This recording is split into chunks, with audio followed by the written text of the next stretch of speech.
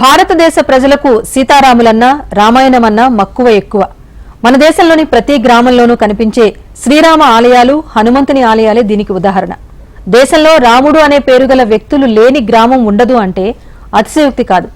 రామునితో అంతటి సన్నిహిత సంబంధం ఏర్పరచుకున్న భారత ప్రజలు రామాయణాన్ని అనుసరించి రాముడి జీవితాన్ని ఆదర్శంగా తీసుకున్నారు. అంతటి ఘన చరిత్ర ఉన్న రామయ్య జన్మస్థలం వందల ఏళ్లుగా వివాదాల్లో నలిగింది. ఎట్టకేలకు విముక్తి లభించి భవ్య మందిర నిర్మాణం పూర్తి చేసుకుంది. విదేశీ దురాక్రమణదారుల దాడుల నుంచి నేటి రామాలయ నిర్మాణం వరకు సాగిన పోరాటాలపైన స్పెషల్ ఫోకస్.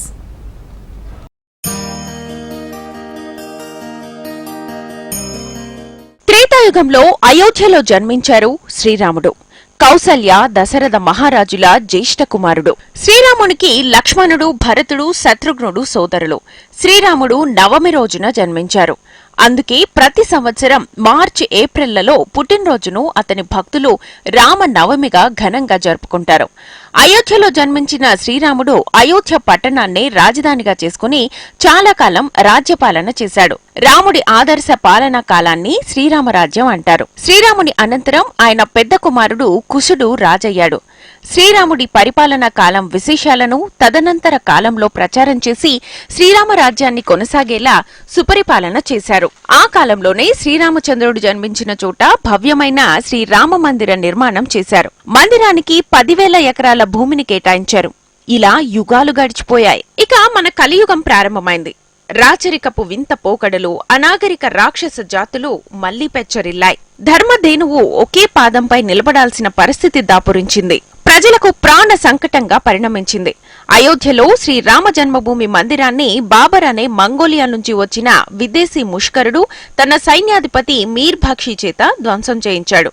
ధార్మిక క్రతువులు, గోపూజలు నిర్వహించే మన దేశం గోమాతల రక్తంతో, సజ్జనుల హత్యలతో నెత్తిటి మడుగులయ్యాయి. ధర్మాన్ని బోధించే ఆలయాలు ధ్వంసమైపోయాయి. ప్రజలకు విద్యాబుద్ధులను అందించే గురుకులాలు కాలి బూడిదైపోయాయి. స్త్రీమూర్తులు అవమానాల పాలయ్యారు. అఖండ భారతాన్ని ముక్కలు చేశారు. 1528వ సంవత్సరం మంగోలియా నుంచి వచ్చిన విదేశీ దురాక్రమణదారుడైన బాబర్ను ఎదిరించడం కోసం, అతన్ని మన దేశం నుంచి తరిమివేయడానికి ధ్వంసమైన అయోధ్య శ్రీరామ జన్మభూమి మందిర పునర్నిర్మాణం కోసం గొప్ప పోరాటమే జరిగింది. దేశంలోని అనేక ప్రాంతాల వారు వచ్చి పాల్గొన్న ఈ పోరాటం అనేక దశల్లో 76 సార్లు జరిగింది. ఈ పోరాటాలలో 4 లక్షల మందికి పైగా బలిదానమై నేల కొరిగారు.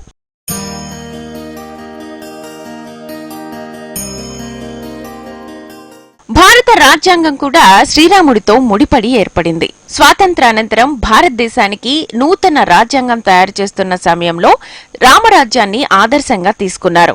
రావణ వధ తర్వాత శ్రీలంక నుంచి పుష్పక విమానంలో బయలుదేరి అయోధ్యకు వస్తున్న సీతా లక్ష్మణ సమేతుడైన శ్రీరామచంద్రుడి పురాణకాల సన్నివేశాన్ని చక్కగా చిత్రించి రాజ్యాంగంలోని 3వ అధ్యాయంలో మౌలిక హక్కుల గురించి ప్రస్తావించిన చోట ఈ చిత్రాన్ని ముద్రించారు. అంటే రామునికి మన దేశ రాజ్యాంగం ఇచ్చిన ప్రాధాన్యత ఎలాంటిదో అర్థమవుతుంది. వేరువేరు మతాలకు చెందిన వేరువేరు భావాలు కలిగిన వ్యక్తులున్న రాజ్యాంగ సభ ఏకగ్రీవంగా ఆమోదించి స్వీకరించింది. ఇలా మర్యాద పురుషోత్తముడైన శ్రీరామచంద్రుడు రాజ్యాంగబద్ధమైన మహాపురుషుడిగా భారత జాతి స్వీకరించింది. ఇక రామజన్మభూమి విముక్తి పోరాటం విషయానికి వస్తే, ఉత్తరప్రదేశ్లోని ముజఫర్ నగర్ లో జరిగిన హిందూ సమ్మేళనంలో భారతదేశానికి 2 సార్లు ఆపద్ధర్మ ప్రధానిగా వ్యవహరించిన గుల్జారీ లాల్ నందా పాల్గొన్న సభలో ఉత్తరప్రదేశ్ రాష్ట్ర ప్రభుత్వ కేబినెట్ మంత్రిగా ఉన్న దావు దయాల్ ఖన్నా ప్రవేశపెట్టిన శ్రీరామ జన్మభూమి మందిర విముక్తి తీర్మానాన్ని సభ ఏకగ్రీవంగా ఆమోదించింది. అయితే అయోధ్య విషయంలో కేంద్రంలోనూ ఉత్తరప్రదేశ్లోనూ అధికారంలో ఉన్న అప్పటి కాంగ్రెస్ పార్టీ పోకడ నచ్చని దావు దయాల్ ఖన్నా పార్టీ సభ్యత్వానికి, మంత్రి పదవికి రాజీనామా చేశారు. విశ్వ హిందూ పరిషత్తో కలిసి ధార్మిక స్థలాల విముక్తి కోసం శ్రీరామ జన్మభూమి ముక్తి యజ్ఞ సమితి ప్రారంభించారు. ఆ తర్వాత మహంత్ అవైద్యనాథ్ అధ్యక్షులుగా, దావు దయాల్ ఖన్నా కార్యదర్శిగా శ్రీరామ జన్మభూమి న్యాస్ ప్రారంభించారు. అక్కడి నుంచి ప్రారంభమైన చివరి దశ ఉద్యమానికి 1984 నుంచి విశ్వ హిందూ పరిషత్ నేతృత్వం వహించింది.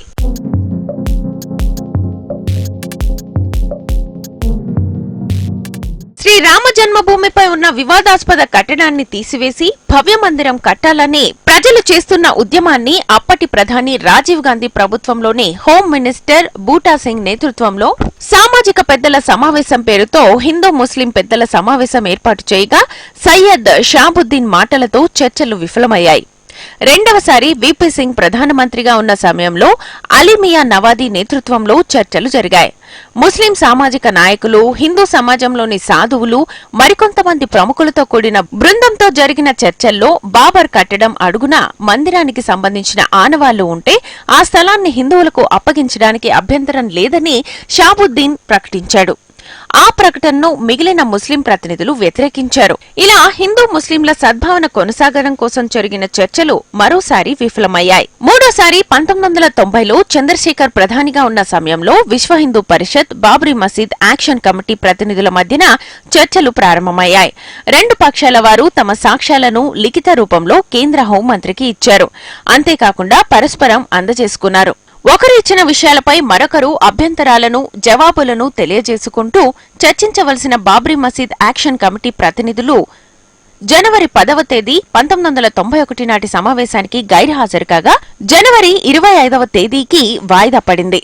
ఈ సమావేశానికి కూడా బాబ్రీ మసీద్ యాక్షన్ కమిటీ ముస్లిం ప్రతినిధులు ఎవ్వరూ హాజరు కానందున మూడవసారి కూడా చర్చలు విఫలమయ్యాయి. చర్చలకు రాని ముస్లిం పెద్దల మొండి వైఖరి గమనించి అంతకుముందే 1990లో మే 24వ తేదీ పవిత్ర హరిద్వార్లో సాధు మహాత్ముల మార్గదర్శనంలో విరాట్ హిందూ సమ్మేళనం జరిగింది. ఈ సమ్మేళనంలో అక్టోబర్ 30వ తేదీ దేవోత్థాన ఏకాదశి రోజు అయోధ్య శ్రీ రామ జన్మభూమి మందిరం నిర్మాణం కోసం కరసేవ చేయడానికి నిర్ణయం జరిగింది. ఈ సందేశాన్ని గ్రామ గ్రామానికి తీసుకెళ్లడానికి సెప్టెంబర్ 1వ తేదీ నాడు అయోధ్యలో అరణి మంథనం చేసి, అంటే చెక్కల రాపిడితో నిప్పును పుట్టించి వెలిగించిన శ్రీ రామజ్యోతి దీపాలను లక్షలాది గ్రామాలకు తీసుకెళ్లారు. 1990 అక్టోబర్ 18వ తేదీన జరిగిన దీపావళి పండుగ దీపాలన్నీ శ్రీరామజ్యోతిలై వెలిగాయి. ఇంటింటికి జ్యోతులతో పాటు లక్షలాది మంది అయోధ్య రావలసిందిగా సందేశం కూడా చేరింది.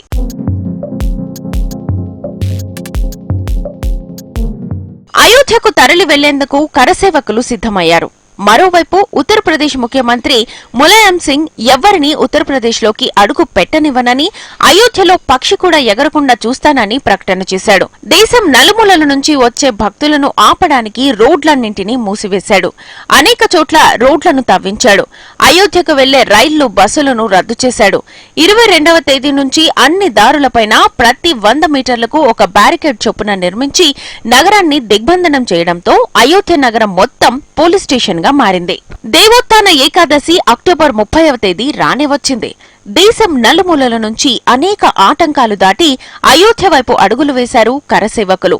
స్థానిక ప్రజలు స్వాగతం పలికి ఆదరించి భోజనం పెట్టి సద్దులు కట్టి పంపారు. అడవుల గుండా, పొలాల గట్ల వెంబడి ప్రయాణిస్తూ వచ్చిన కరసేవకులు వానర సైన్యం మాదిరిగా అనుకున్న తేదీన, అనుకున్న సమయానికి సాకేతపురానికి చేరుకున్నారు. కరసేవ చేయడానికై అయోధ్య శ్రీ రామ జన్మభూమి మందిర స్థలం వైపు బయలుదేరారు. వారిని పోలీస్ బలగాలు ఆపే ప్రయత్నం చేసినా జన్మభూమి స్థలానికి చేరుకున్నారు. చూస్తుండగానే గుమ్మటాల పైకెక్కి కాషాయ జెండాను ఎగురవేసి కరసేవ నిర్వహించారు. కరసేవ చేయడానికి వచ్చిన వారు అయోధ్యలోనే ఉండి అనుకున్న పని మొత్తం చేసి వెళ్లడం కోసం నిరీక్షిస్తున్నారు. మరుసటి రోజు నవంబర్ 10వ తేదీ భజనలు, కీర్తనలతో గడిచిపోయింది. కరసేవ చేయడంతో ముఖ్యమంత్రి ములాయం సింగ్ కోపోద్రిక్తుడయ్యాడు. పోలీస్ బలగాలకు ఆజ్ఞలు జారీ చేశాడు. 2వ తేదీ ఉదయం నుంచే మరింత మంది సాయుధ పోలీస్ బలగాలు చేరుకున్నాయి. ఇవేవీ గమనించని రామభక్తులు భజనలు, కీర్తనలతో సత్యాగ్రహం చేస్తూ వీధుల్లో కూర్చున్నారు. నిరాయుధులైన రామభక్తులపై విచక్షణారహితంగా కాల్పులు జరిపారు.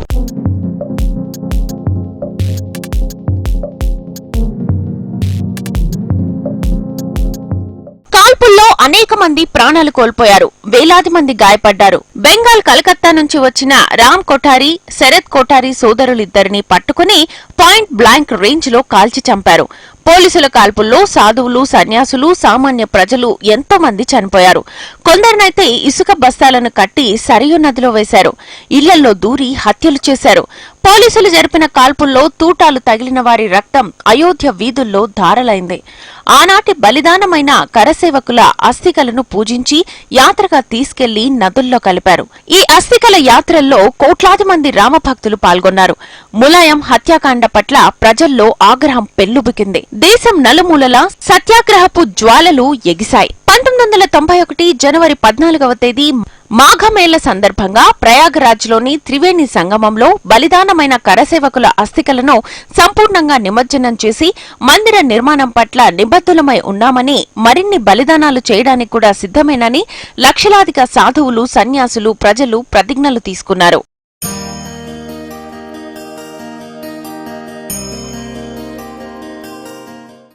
పంతొమ్మిది 1990లలో జరిగిన కాల్పుల్లో వందలాది మంది చనిపోయినా రామభక్తులు వెనుకడుగు వేయలేదు. రామ జన్మభూమిలో రామాలయం కట్టి తీరాలన్న సంకల్పం చెక్కుచెదరలేదు. అలుపెరుగుని పోరాటం చేస్తూనే ఉన్నారు. ఉత్తరప్రదేశ్లో పరిస్థితులు మారాయి. కరసేవకులపై కాల్పులకు ప్రతిఫలంగా ములాయం సింగ్ ప్రభుత్వం ఓడిపోయింది. బీజేపీ ఆధ్వర్యంలో కళ్యాణ్ సింగ్ సీఎం అయ్యారు.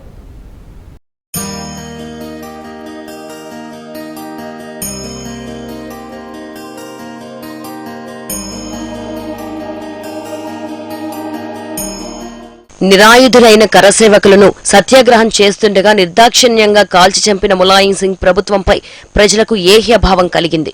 ఉత్తరప్రదేశ్లో పాలకులు మారారు. రామభక్తుడైన కళ్యాణ్ సింగ్ ముఖ్యమంత్రి అయ్యాడు. అయోధ్య దర్శనానికి వచ్చే భక్తుల అవసరానికి కథాకుంజు నిర్మాణం చేపట్టారు. కోర్టు కేసులో ఉన్న వివాదాస్పదమైన స్థలం వదిలి గతంలో ప్రభుత్వం స్వాధీనం చేసుకున్న 42 ఎకరాల భూమిని శ్రీరామ జన్మభూమి న్యాస్ పేరిట పట్టా చేసివ్వడం జరిగింది. అంతేకాకుండా వివాదాస్పదమైన 2.77 ఎకరాల భూమి రాష్ట్ర ప్రభుత్వం స్వాధీనపరుచుకుని రక్షణ ఏర్పాటు చేసింది. ఉత్తరప్రదేశ్ ప్రభుత్వం ద్వారా హస్తగతం చేసుకున్న భూమిపై ముస్లింలు అభ్యంతరం తెలుపుతూ హైకోర్టుకు వెళ్లారు.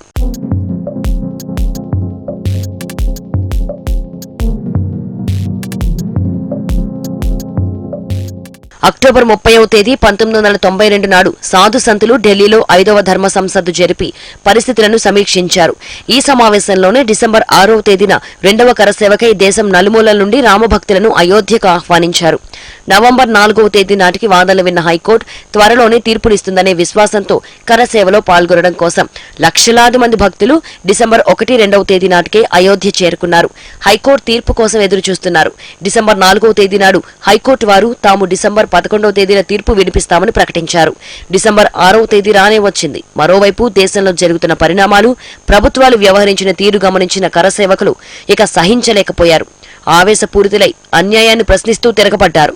దేశం నలుమూలల నుండి అయోధ్యకు చేరుకున్న కరసేవకులు తమ వెంట ఏ ఆయుధాలను తీసుకెళ్లకపోయినా కట్టడం చుట్టూ కంచె కొరకు ఏర్పాటు చేసిన ఇనప గొట్టాలే ఆయుధాలుగా మార్చుకున్నారు. లక్షలాదిగా వచ్చిన కరసేవకులు 3.5 గంటల్లోనే వివాదాస్పద కట్టడాన్ని నేలమట్టం చేశారు.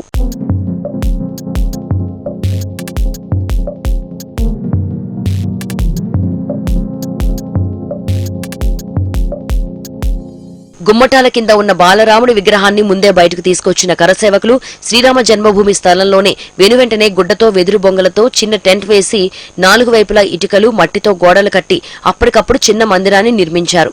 బాలరాముని ప్రతిష్ఠించారు. పూజలు, అర్చనలు చేశారు. భజనలు చేశారు. కానుకలు సమర్పించారు.